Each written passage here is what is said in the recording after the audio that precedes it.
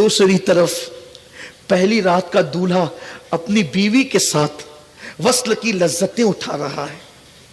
پہلی رات کا دولہا ہے. سوچو تو صحیح, پہلی رات کا دولہا کسے کہتے ہیں؟ زندگی کی سب سے قیمتی رات ہے جسے شادی کی رات کہتے ہیں. برسوں کے ہجر کی تکلیفیں اس رات وصل کی لذتوں میں تبدیل ہو جاتی ہیں. دل کے آنگن میں ملاقاتوں کے پھول کھلتے ہیں, سانسوں کا سانسوں سے تبادلہ ہوتا ہے. انسان کی زندگی کی بڑی قیمتی رات ہے, زندگی کا بڑا اہم موڑ ہے, جس رات انسان سارے غم بھول جاتا ہے, یاروں کی یاری بھول جاتا ہے, رشتہ داروں کی رشتہ داری بھول جاتا ہے. اس کے سامنے تو صرف اس کا محبوب ہوتا ہے, بس اور کچھ نہیں. وہ رات کے لیے وہ دعا کرتا ہے کہ کاش آج کی رات کبھی ختم نہ ہو. لیکن وارے عشق رسول کے متوالو, تمہاری عظمتوں پر سلام. جب بلال اعلان کرتے گزرے تو پہلی رات کا دولہا جن کا نام حضرت حنظلہ ہے, وہ اپنی بیوی کو شرف بخش رہے تھے. فوراً الگ ہو گئے, فوراً الگ ہو گئے. اپنے الفاظ کے جامع میں اس حجرے کی منظر کشی میں یوں کر سکتا ہوں, جب فوراً الگ ہوئے اور اپنے بدن پر کپڑے ڈال کر کے تلوار کمر میں باندھنے لگے تو پیچھے سے پہلی رات کی بیوی نے کہا, میرے سرتاج, بچپن کی سہیلیاں تیرے لیے چھوڑ دی, بابل کا گھر تیرے لیے چھوڑ دیا, سب کچھ تیرے لیے چھوڑ دیا. آج کی رات جانے کی رات تو نہیں ہے, آج کی رات تو وصل کی لذتیں اٹھانے کی رات ہے. کہاں جا رہے ہو؟ تو گویا کہ اس پہلی رات کے دولہے نے کہا ہوگا کہ میرے عشق کی راہ میں دیوار نہ بن. ہم وہ لوگ ہیں راہ عشق میں جو دیوار بنتا ہے اس دیوار کو توڑ دیا کرتے ہیں.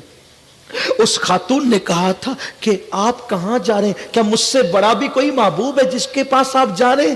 تو اس وقت پہلی رات شب کے دولہا نے کہا تھا کہ تیرا اور میرا محبوب وہ ہے جو آمنہ کا لال ہے, جس کا کلمہ پڑھ کے ہمیں ایمان کی دولت نصیب ہوئی ہے. آج انہوں نے طلب کیا ہے, روکنا مت, ورنہ ہر اس دیوار کو ہم توڑ دیتے ہیں جو راہ عشق میں دیوار بنتی ہے یا پر جو ہے وہ حائل ہوتی ہے, ہم اس کو ختم کر دیتے ہیں. قربان وہ بیٹی بھی اسلام کی کیسی عظیم بیٹی تھی, اس نے کہا میرے سرتاج, اگر آقائے کریم نے تمہیں بلایا ہے تو تم جس کے غلام ہو میں اس کی کنیز ہوں. جاؤ جاؤ جلدی جاؤ, دیر نہ کرو, لیکن بس تھوڑا رک کر ایک وعدہ کر لو.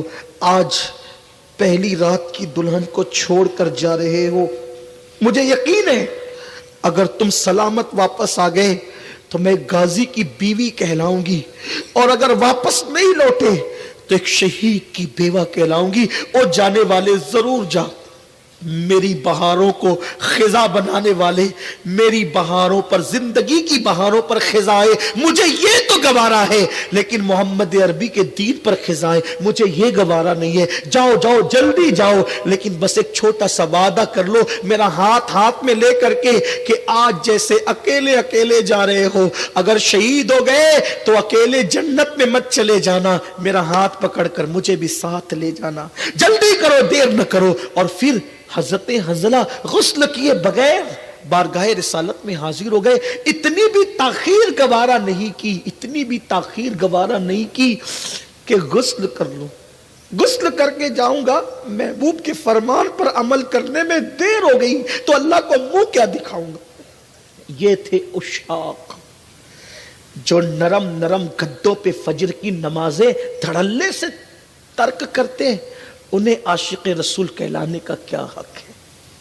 جن کے گھروں کے اندر سیریلوں کے نام پہ بھجن اور کفریہ اور شرکی کلمات بجتے ہیں, انہیں عاشق رسول کہلانے کا کیا حق ہے؟ جو زنا کے اڈوں کو آباد کرتے ہیں, جن کے ہاتھوں میں شراب کی بوتلیں, انہیں عاشق رسول کہلانے کا حق کیا ہے؟ جنہوں نے اپنی راتوں کو زنا کے مناظر دیکھنے کے لیے وقف کر دیا ہے, انہیں عاشق رسول کہلانے کا حق کیا ہے؟ کیوں دھوکہ دے رہے ہو اپنے آپ کو؟ میں یہ نہیں کہتا کہ آپ عاشق رسول نہیں, واللہ کبھی نہیں کہتا, عاشق ہو لیکن شاید عشق کا طریقہ بھول گئے ہو. دل کے نیا کھانے میں وہ چنگاری کہیں دب گئی ہے, اس کو پھر شعلہ جوال بنانے کی ضرورت ہے.